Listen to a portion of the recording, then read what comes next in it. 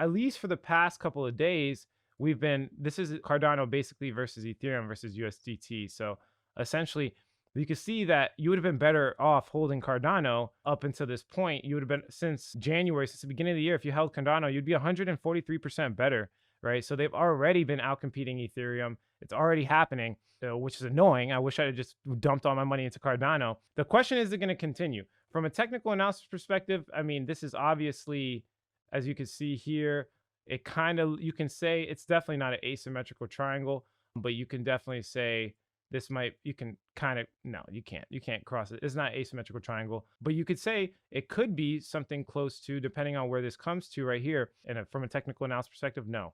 So say that basically, Ethereum will outcompete Cardano. If you were to ask me, just from my gut feeling of what's going on in cryptocurrency, I don't know. Ethereum has way too much. They just have way too many things going on. Pretty much all the big NFTs that I've ever sold for millions of dollars are on Ethereum. I know it might be compelling to think that there's going to be something that's going to come and sweep and beat Ethereum, but I'll just be completely honest with you guys. They have, even though they've gotten up to the point with smart contract, they have a lot of work to do. There's a lot of infrastructure. And the reason I say this is because if you look at the Binance chain, they went and just kind of paid people to, move over to Binance, and that's probably what Cardano is going to do. And they still have a lot of infrastructural issues. There's not that much activity going on in the Binance chain. Now, of course, Binance chain, it's going to be a completely different situation because they're centralized and they have a different type of, I guess you could say, public viewing, or like a public community. It's different, right? So the way I look at it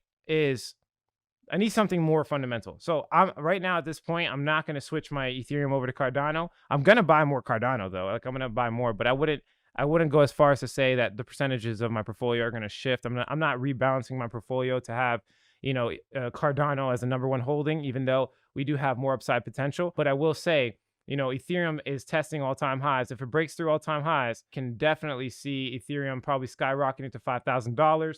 The technical analysis is saying Ethereum.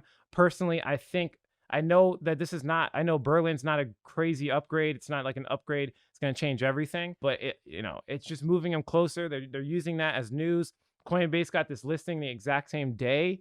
The public listing is going to be massive. It's going to be one of the biggest milestones in cryptocurrency ever with the Coinbase public listing. My gut feeling, maybe I'll make a follow-up video before April 14th. Leave a comment below. If this video gets 1,000 likes, I'll definitely do an update video on what I'm thinking.